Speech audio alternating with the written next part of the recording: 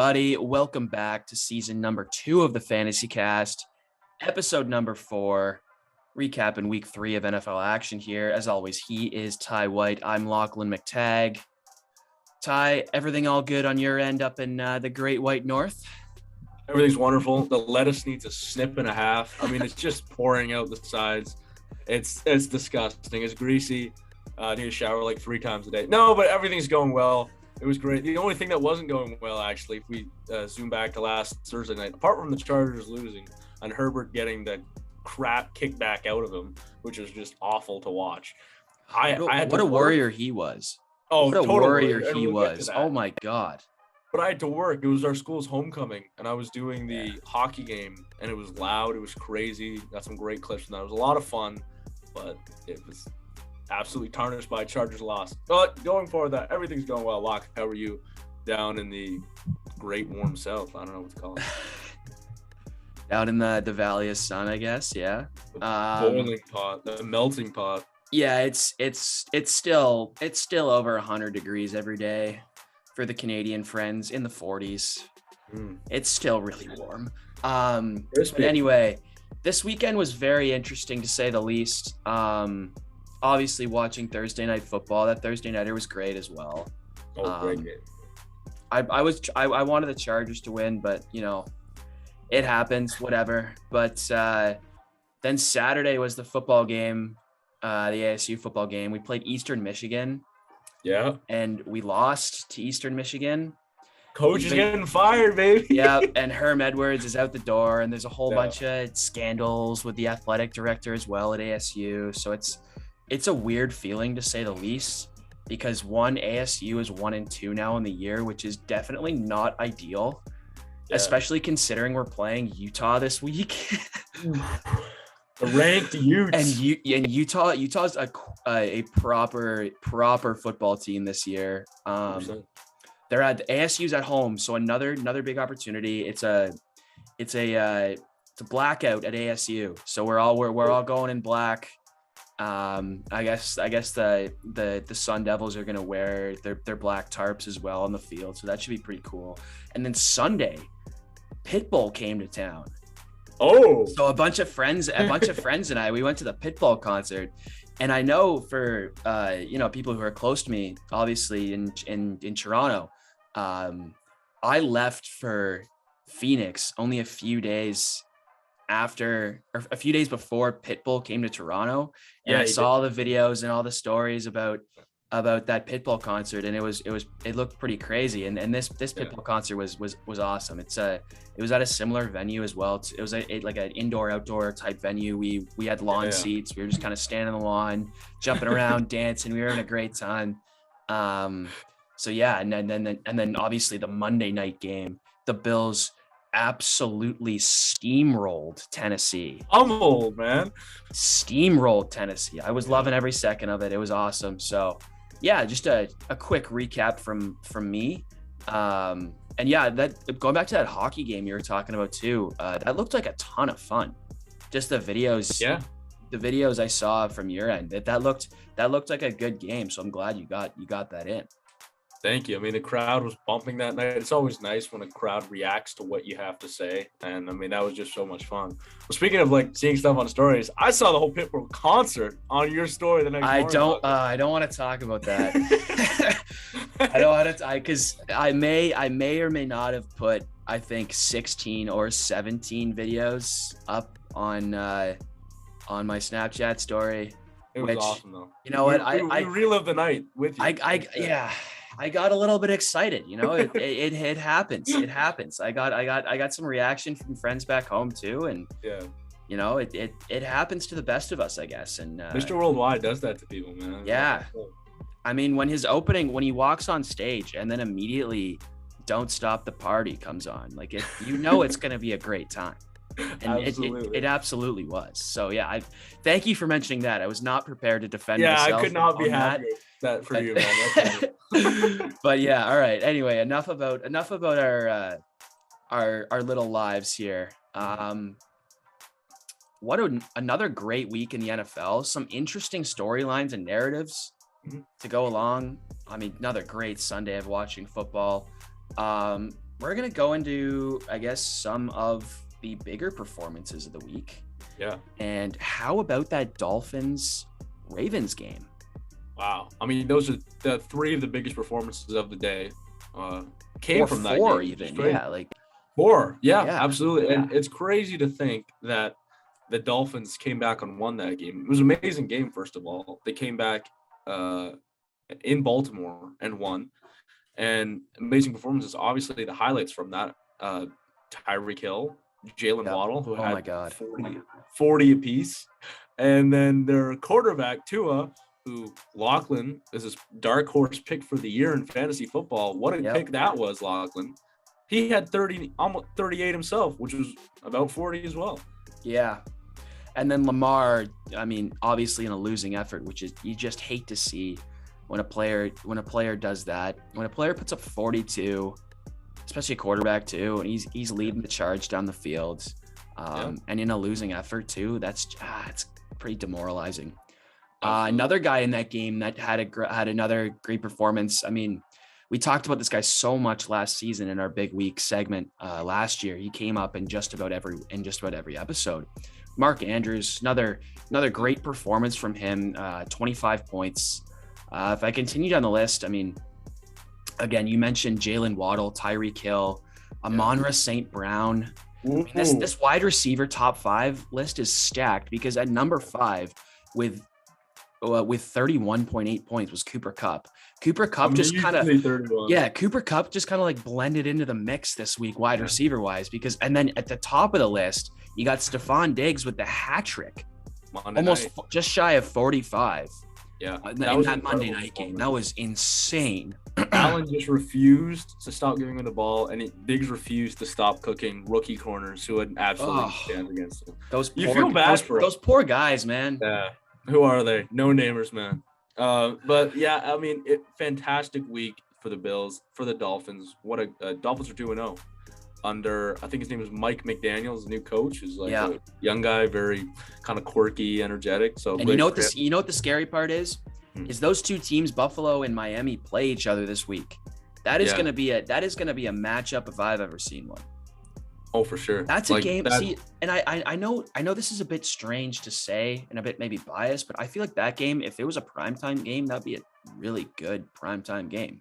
100%. That's like one that like schedule later in the year, they would absolutely move to being a primetime game. They 100% would. But at the same time, then the Bills are in primetime 3 weeks in a row, and everyone's like, oh, give the other teams a chance. It's like, yeah, but at the same time, Cowboys Giants is in primetime. That game's in primetime every year, regardless of the skill of those two teams. Like 100%. And then you have Pittsburgh and Cleveland on Thursday. So not to make a fantastic one, but like the highlight player of that list, which is the most surprising, that's honestly not the most surprising because we've been praising him all year, is Amon-Ra St. Brown. I know I took him in our fantasy league, and I'm so happy. Shout out to Robbie. I beat him by 0.4 points this week with starting Isaiah McKenzie, who saved me on that Monday nighter, even though we got 5 points. Amon-Ra had 40 of those points. Shout out to him. Great player. Obviously, Mark Andrews, like you mentioned, one of the most consistent tight ends in football. Probably the most consistent tight end in football, apart from Travis Kelce.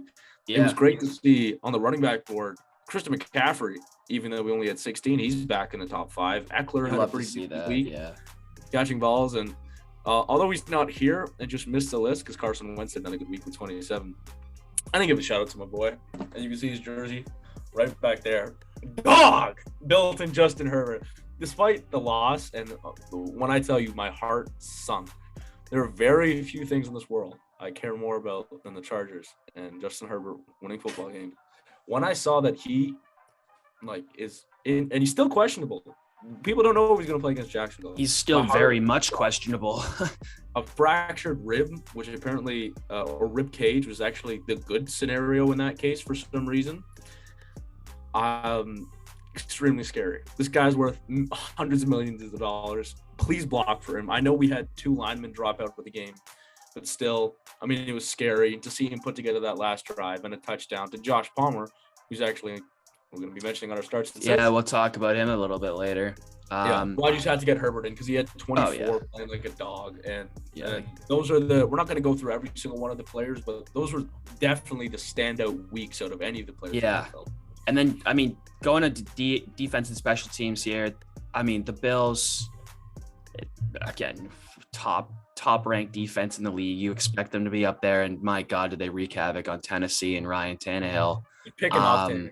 Yeah, I mean, and as well, I thought the Bills did a great job at limiting Derrick Henry. Like, apart from that first drive by Tennessee, Henry couldn't really keep himself in motion, because one thing that I know, I think it was Joe Buck and Troy Aikman that were doing the Monday Nighter in Buffalo. Yep. I'm pretty sure, but I could be wrong. No, you're right.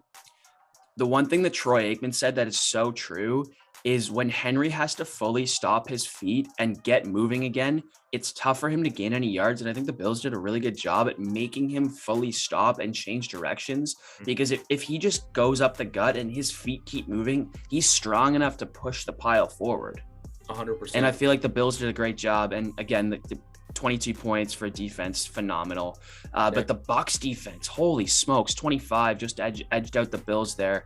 And then the top kicker of the week was Graham Gano, 19 points. That's quite impressive from that man right there. And that rounds out the big weeks, I'd say. Let's get to what everybody tuned in for. Yes. And this is something that starts in 6. We promised that we would get better. And my goodness, did we get better? Like, we went 5 for 5 in our sits picks last week with some bold predictions. We had a great week this week. Great week. I will say we did not go 5 for 5 in any category. Spoiler alert. But our overall record is pretty good. So Ty, take it away with the starts, because we got some good picks in here. We did. So I'm going to start off with my favorite one, and I assume your favorite one, being the Falcons fan here. Someone who we talked about last episode as who's going to be the standout rookie in this year's season of football and fantasy football. We said Drake London. What did we say? We said that the receptions and consistency are there, and therefore the touchdowns will come, even though we didn't have touchdowns last week. He had them in week 2. He had 24.6 fantasy points against the Rams nonetheless. And we were very confident about that start, and we're very confident that he should be on the flex roster, if not a wide receiver 2, on any fantasy roster moving forward. Yeah. Very happy about that one. Yeah, absolutely. I mean, the Falcons, it's hilarious because I can't believe I'm saying these two numbers back to back, but the Falcons were down 28-3 and they almost did it. They almost did it. But anyway, next guy we told you to start, we missed on this one. We told you to start Jamal Williams. He put up 7. A bit of a disappointing performance in a very high scoring game. I think that has to do a lot with Amon-Ra St. Brown carrying that offense to that victory. So yeah, I guess, they were in Detroit, they were riding the hot hand with St. Brown, and Jamal Williams doesn't always, I wouldn't say he's the focal point by any means of that offense. He definitely plays his role. But unfortunate 7-point effort there from him. Yeah, not a terrible game, but not by any means something that would win you your league unless you did exactly 7 points. I'm going to go ahead and take the Charger here, and I'll leave you one of your favorite players to talk about next. But Josh Palmer, we said start Josh Palmer because Keenan Allen was out. And Josh Palmer is the guy who typically has in these big games between 5 and 6 receptions, sometimes a touchdown. A lot of times last year you saw him in garbage time get a touchdown. No different in the Thursday night game when Herbert had a broken body rumbling down the field for something. He was looking for Palmer, caught him for a touchdown on 4th down, kept the Chargers in the game. Onside kick, fantastic.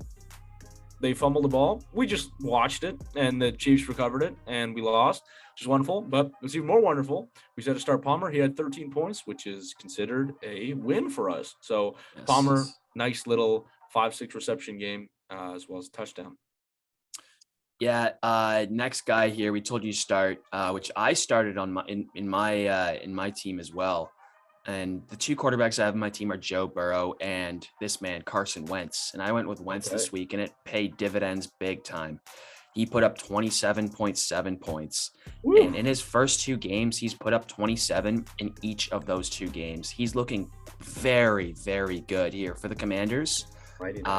And it's making it difficult on me now to pick who I want to start between him and Joe Burrow, which, you know what, isn't a terrible problem to have.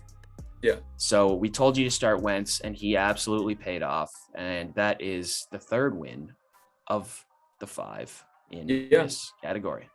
And here's our second loss, which is one that we didn't miss by much. I think we missed about 2 points, and it was a decent start if you started him with Darrell Henderson. Someone who I would probably continue to start as a running back too, and in some cases flex, because a running back obviously is the most scarce position in fantasy football. He didn't have a terrible week against the Falcons, but about 10 points is not enough for a win for us, but not a bad pick either. So we had 3 right there: London, Wentz, and Josh Palmer.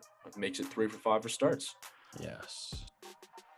Let's move on to the sits here, which last week we were perfect on. Yeah, almost perfect this week. We weren't far off from perfect this week. No, so I'll start off with the one miss we had in this sits category here, and this is another guy who's on my roster as well. It's Clyde. We told you to sit Clyde Edwards-Helaire, and he put up 15.8 points. Another very solid performance this season. I think he had around the same number of points last week as well. So he's fairly consistent now in this Chiefs offense. It looks like he is going to get a little bit more involved, despite what a lot of experts are saying about his use in the offense. I think without Tyreek Hill there, I think he gets more use, and I think he can get more versatility. I think Andy Reid can get more versatility out of him. But I honestly didn't have a better option. Like I think I had Khalil Herbert or J.K. Dobbins, who was out, who still hasn't made his season debut after his ACL injury last year. So I went with Clyde. I said, you know what, I'm doing it. And it worked out, but unfortunately it didn't work out for this list. Yeah. Once again, we didn't miss by much on that one, but he did have a respectable week. And one thing I want to mention about that game, which I'm extremely proud of, what did I say looking back to that last video? I said, if Clyde was going to be used, or the Chiefs, for a touchdown, the Chiefs love doing that little underneath pass near the goal line to try to shove in points, but the Chargers will be ready for it. It was actually Travis Kelce, not Clyde. And that did happen near the goal line, and the Chargers did stop it and were ready for it. I predicted that, and I'm very happy I predicted that. We lost anyways. It doesn't matter. Next, we said Packers defense is going to have a field day, no pun intended. That pun absolutely intended, actually, against Justin Fields on Sunday Night Football. Fields put up a bit of a goose egg, 8.8. Not much at all. I mean, I look at Justin Fields, and he's one of the most questionable quarterbacks in the NFL, in my opinion. Fantasy-wise, at least, yes. Well, fantasy-wise, too, but I'd say as like a general player, is this someone who you genuinely think can rally your team together and lead them to playoff runs and stuff like that? I'm not sure if Pitts has that in him. He's definitely a talented quarterback, but he has a lot to prove if he's going to get to a level of even someone like Kirk Cousins, who's proven that he can win big games. I can't remember the last time Fields had an absolutely outstanding performance. Not to mention Green Bay is, of course, a tough opponent. And also after the game in a post-match interview, he kind of blamed, or he was saying stuff about Chicago fans, how they don't actually put in any work. So people in the locker room are more disappointed than the fans at home. And I think that rubbed a lot of people the wrong way, especially Bears fans. Yeah, absolutely. He was a big sit for us this week. Never been a good performer.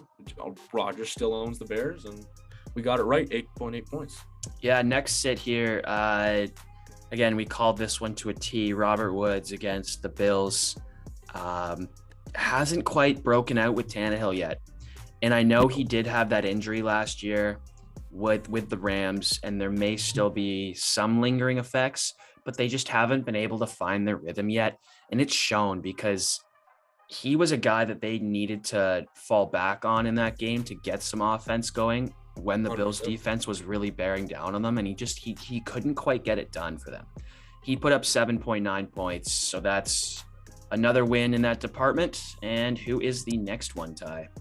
Yeah, we'll do it quickly here. We're Kadarius Toney at 2 points. Wow, we were right about that one. By a mile, we were right about that one. And it's kind of sad to see. We'll talk about him as a little foreshadow for you in a little bit. But Giants are winning, and he's doing nothing as well, which is never a good sign for fantasy football. No, not at all. Like Kyle Pitts, once again, we'll talk about him in a bit. Someone different because their team's losing, so maybe you could look to improve there. But if you're winning, you're not doing anything. Geez, 2 points.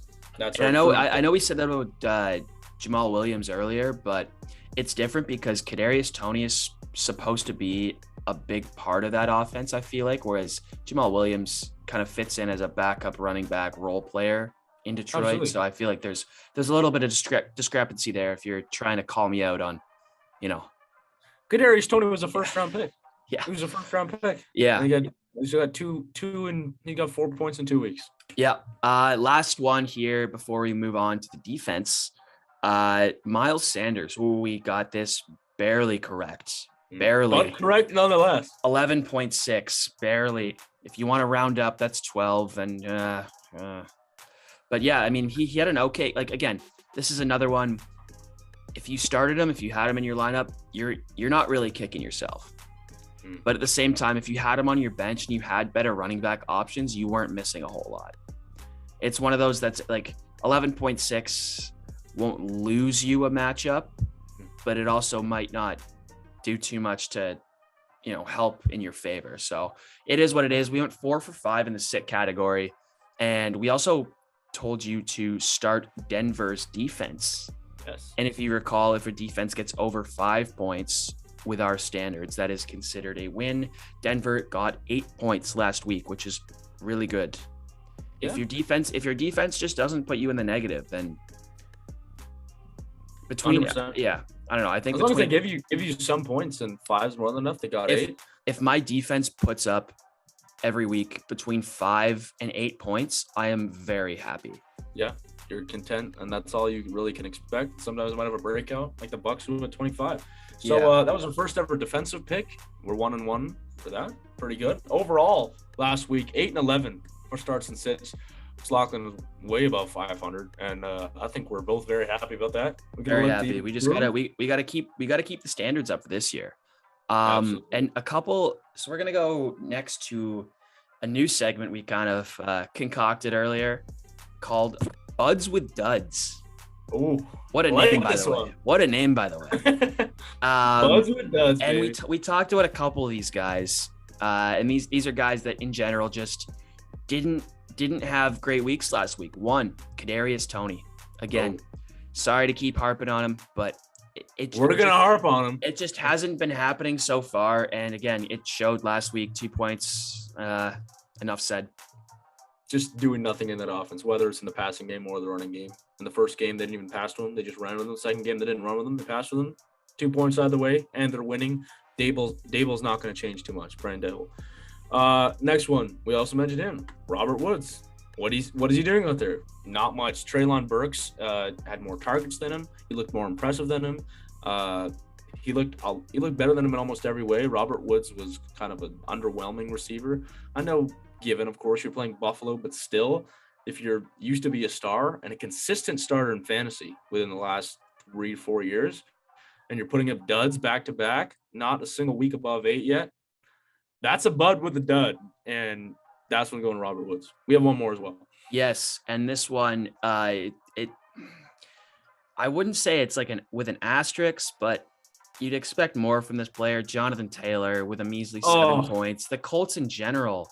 I was saying to you before the show, I mean, their first 2 games are against Houston and Jacksonville. The fact that they're not 2-0 is very worrisome. It's not just worrisome; it's absolutely pathetic. Is what it is. I mean, I wasn't gonna go that far, but okay. Oh well, I did go that far. It's like you should be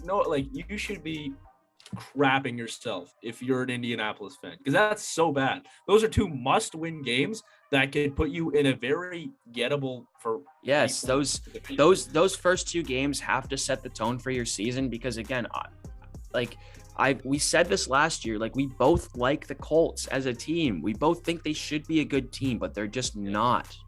Not to mention they got shut out by Jacksonville. Shut out 24-0. And Taylor had 7 points. He is the bud with a dud. So is Toney. So is Robert Woods. Those were our 3 buds with duds this week. And guys, I'm sure you lost some fantasy games this week. 100%, especially directed towards Jonathan Taylor. I mean, that's pathetic for someone who was a first overall pick in 90% of drafts. At least, yeah. Ugly. We're going to waiver wire picks. Something a bit more uplifting. Let's not talk about Jonathan Taylor anymore. I know you have 2. I have one, and let's hear your first because it's some interesting ones. Yeah, waiver wire first up here. I got Garrett Wilson. I talked about Garrett Wilson briefly at the end of the show, at the end of last episode. When we mentioned Drake London, I said don't be surprised if Garrett Wilson gets himself into that situation. And 100%. Apparently Garrett was listening because he put up a cool 30 points last week. Yeah. And if he's on the waiver wire as well, which, I mean, in some leagues he might not be. In some leagues he is. He's about 25 to 30% roster. Yeah. So as for a guy who has, kind of announced himself in that Jets offense, especially Joe Flacco throwing him, and we'll talk about Joe Flacco in a minute too. Oh. The real shiesty. Yeah. I think he's a very worthwhile waiver wire pick that you're going to pick up now, and I think he's going to pay dividends for you down the stretch in the season. And I think you're going to look back if you pick him up on waivers and really think that was one of the better waiver wire pickups of the season. So I think this is a guy whose stock is only going to keep continuing to rise as he keeps performing. I think you should take advantage of him now. Second waiver wire pick for me, Logan Thomas, tight end of the Commanders. I've talked about how much I like Carson Wentz and how good I think he's looking this season. The Commanders are playing the Eagles, and I think the Eagles lapse a little bit in coverage with tight ends, specifically their linebackers and secondary a little bit, aside from Darius Slay, because he's a stud. He's pretty good. But I think that Logan Thomas is going to be able to take advantage of the secondary within the Philadelphia Eagles, and I think him with Carson Wentz there, I think he can have a good week, not only this week, but I think he's a good enough tight end to make it work down the stretch. Two great picks, Lachlan. I'll go to my pick, and it's quite simple. This one is someone absolutely everybody should be picking up. 12-man leagues, even to someone in an 8-man league. You're looking at Noah Brown, who you might be wondering, wide receiver for the Dallas Cowboys, America's team. This guy's only 2% rostered in leagues. Well, let me tell you why I should like him. One, because Cooper Rush is a stud and we'll get him the ball. Not as much as what I'm about to say. He has had 11 points and 20 points in his last 2 games. Very impressive. 14 targets in those 2 games, 10 receptions and a touchdown between those 2 games. This guy gets the targets between 5 to 9, potentially 10, and you can see that rise as he's shown to be a reliable receiver on a team that got a big win last week. Wentz targeting him, and he had a fantastic catch in the end zone for a touchdown. He's a stud, and to only be rostered in 2% of leagues, I think he's an absolute must pick up, and someone with the absence of Amari Cooper who's stepping into that role and playing extremely well, and potentially looks like to be the number 2 to CeeDee Lamb. Yeah, which is big because I talked about Garrett Wilson's stock being on the rise. This guy's stock is going to only exponentially increase every week. And the thing with him that I love so much is the volume is there immediately. Yes. And with 2 quarterbacks too, because he was targeted with Dak and now he's being targeted again with Cooper Rush. It's a great fit if you're looking for a wide receiver 3/flex, I'd say. I think he slides into that slot for sure. And the rule of thumb in fantasy, which we discussed last week with London, if the volume is there, the touchdowns will come. Yes. Have patience. And the touchdowns did come for Drake London. They did come for Noah Brown. And you can be expecting more of that. Yes, absolutely. Starts and sits tied. Take it away with your first pick here. Awesome. On the starting list. Love it. So we're going to try to be better than 8 and 11, which is hard to do. But we're going to try. Let's get going. We're starting off with Breece Hall versus Cincinnati. You're going to see we like this Cincinnati Jets game. We have another pick coming up. Breece Hall is shown to be a bit of a stud. I think he's the second-time all-time leading rusher out of Iowa State, the Cyclones. He's a rookie, obviously. He had 6 receptions and 10 points in his first week. He had 13 points in his last week, so he's at 10 and 13. He's shown to be a reliable part, and he actually caught a touchdown in the Jets' win last week. Guy's he's beast. He's showing to be more reliable, someone who is kind of very nice actually with Michael Carter, a fantastic 2 running back scheme there. And it's actually one of the few cases of fantasy football where it's a decent 2 running back scheme and both running backs are showing that they're getting points. We like Breece Hall versus the Cincinnati team that is 0-2 currently. Although that doesn't tell the whole story of the team. That being said, Jets are on a little bit of a roll. Breece Hall 13 last week. We like him this week. Yeah, absolutely. It's a great pick there. Next start, I'm going with Damian Harris versus the Ravens. Damian Harris had 16.7 last week, 15 carries, 71 yards, and a touchdown. He is a little bit more on the touchdown dependent side, but I think that's okay against the Ravens because I think the Ravens got a severe wake up call for their secondary last week after allowing Jalen Waddle and Tyreek Hill. Granted, they're a pretty tough duo to stop for any defense, but I think they got a pretty rude awakening defensively that they gotta make some adjustments, especially in zone coverage. Yes. So I think they do that against the Patriots, but I think it allows Damian Harris to maybe break into the run game a little more and try and Belichick and the Pats to try and wear the Ravens down in the run game. And I think Harris might get some goal line touches and maybe just punch in a short touchdown, but I think it'll be enough to cross the 12-point threshold easily. Fantastic pick. Going to our third running back of the starts and sits. Yes, you heard that right. Our third and last of the starts. It's Tony Pollard versus the Giants, not Ezekiel Elliott for a lot of reasons. Zeke, well, we can talk a little bit about him. He's a fantastic running back. Maybe on a little bit of decline each year that he's played. However, he's still reliable. He still gets yards to the middle of the field. Well, why we're telling you to do Pollard is Pollard actually got the goal line touches in their last game, which earned him a touchdown.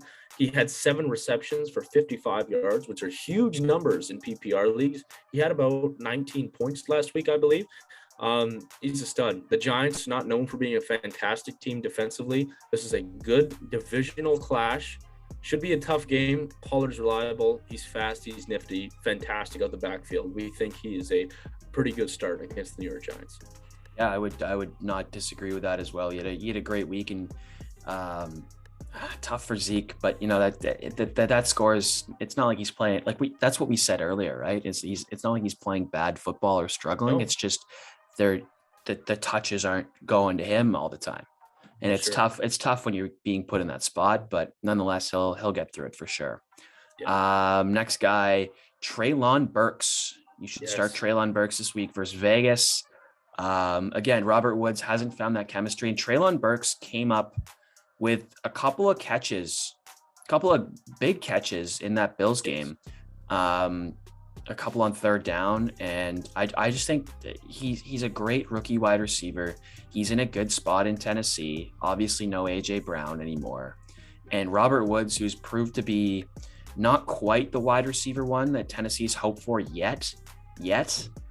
But I think this week against Vegas, I think this is his week to finally break through and get double-digit points for you. So I think he's going to be a quality start for you. Not to mention Vegas is 0-2 after a heartbreaking loss to the Cardinals. That was a crazy ending. God, yeah. The Liver King was at the game, if anyone cares. He was there, and they're 0-2. And yeah, once again, we mentioned the targets are there between 5 and 6 targets a game. He had 8.5 in his first game, 8.7 in his last game. If the volume's there, the touchdowns will eventually get there. And against a struggling Vegas team and defense in particular, Burks looks nice. Joe Flacco. Oh, who? Is this 2013? Joe Flacco versus Cincinnati. We love this. Yes. We're happy to say this name. Yes. We're very happy to say this name. Flacco's at 15 and 27 or 29, was it, in his last 2 games? Ridiculous. He had 307 yards and 4 tutties last game. It was against Cleveland, who's by no means a bad defense whatsoever. Fantastic win, statement win. Flacco's back, baby. The real Shiesty is going to show the other Shiesty who's boss. Joe Fraudulent is what they're going to be calling Burrow after this one, because Flacco's about to have a big week. And we're saying start Joe Flacco, who is also technically waiver wire pick as well. Yeah, Joe Flacco could be a bit of a mix between a waiver wire and a start, but nonetheless, we're including him in the starts. And interesting pick, nonetheless. Very interesting pick. We have the real Shiesty, Flacco at Cincinnati. Delicious pick, in my opinion. And then we also have Breece Hall, Damian Harris, Tony Pollard, and Treylon Burks. There are 5 starts this week. Loch, who's our first sit? Our first sit is Hollywood Brown this week. And I forget who they're playing now. Never mind. They're playing the Rams. Cards are playing the Rams this week. Rams have a great defense. Although it hasn't been terrific in the first 2 weeks of the season. I mean, getting getting obliterated by the Bills in prime time, and then almost blowing a big lead to the Falcons, who had no business, based on the way they played early in that game, had no business being in that game. For sure. So the Rams kind of let them creep into that game. But yeah, I think Hollywood Brown's a very fair sit this week, given that I don't think he's going to be able to get the targets within that defense, simply put. So sit Hollywood. And he's not been playing bad. 14-12 in his last 2, but probably the first sit this week. Travis Etienne, junior, not senior, versus the Chargers. I mean, not bad player whatsoever. However, James Robinson is still the lead back in Jacksonville. Yes. And I know you love him, Loch. You drafted him a year or 2 ago, and guy's a stud. I mean, Robinson's good, but Etienne is just not seeing too much. He's at about, I think, 8 points or around the 8-point mark. Not doing too much. The Chargers definitely, although they didn't get, I mean, they lost by only 3 to the Chiefs and giving up about, I think it was 24 points. They are facing Jacksonville, who just lit up a fraudulent Indianapolis team, as we saw, but I don't think the Chargers are fraudulent, especially on defense. Bounce back week. Etienne's not looking too juicy in this one. We're saying sit him. Yep. And I would absolutely agree with that. We'll talk about the Chargers defense too in a minute. Next sit, AJ Dillon against the Buccaneers. Similar reason, Bucs defense is very, very good. Very, very good. And I think this is going to be a tough week for Green Bay. They got the 4:00 slot game in Tampa Bay. And I just don't think AJ Dillon's going to have much success. I think Aaron Jones is going to get more of the touches because I think they're going to try going to AJ Dillon a few times, but I just don't think it's going to work out very well. So I think AJ Dillon again is a solid sit for this week. Yeah, for sure. Next one, Cortland Sutton, maybe the hottest take we've had so far. Maybe versus San Francisco. He's at 11 and 19 in his last 2. Pretty good. However, Jerry Jeudy is indeed back this week, should be back this week. Should be back this week. Sutton's a good player, but however, we've seen that Denver has not been outstanding by any sense offensively, losing to the Seahawks and then squeaking by the Texans. Are the Texans the sleeper team? I mean, there were. No, I don't know. They got the same record as the Colts. Who knows? Davis Mills he's not looking bad at all. But the point is, like, San Francisco is a much better defense than Houston. Yeah. If they didn't play, as you like saying, in a monsoon in week 1, they would have probably beaten the Bears. Bears didn't put up many points in that game either. It's going to be a tough matchup against a good San Francisco team. A lot of people like them coming in out of the NFC, potentially into the divisional game. And last one, we're going double duty here on the Broncos. No. This also could be a very, very hot sit as well. Give it to me. What do we got? It's Russell Wilson. Not so dangerous. Oh my gosh. I mean, so you may be thinking, are we really telling you to sit Russell Wilson and his wide receiver 1 against who are they playing? San Francisco. My gosh, my memory is not here today. I'm sorry. It's late at night. It's a rough. Yeah, it's not. It's like 7 o'clock here, our time. It's not that late. Fair enough. It's late here. No, there's no excuses. Anyway, we're telling you to sit Russ. These last 2 could really bite us in the behind. 100%. And that's why we're so happy to pick it. Yeah, these 2 could really bite us in the butt. But you know what? We're going to rock with it. Oh, absolutely wrong with it. Russ has had 17-12 in his last 2. And once again, against not that good teams with not that good defense. And now they're playing San Francisco. Is this a game to bounce back? We don't know. But it's on paper, it's certainly not as likely. And then last but not least here, our defense we're picking is the Chargers defense. 1, because their secondary is really good. 2, their pass rush is also really good.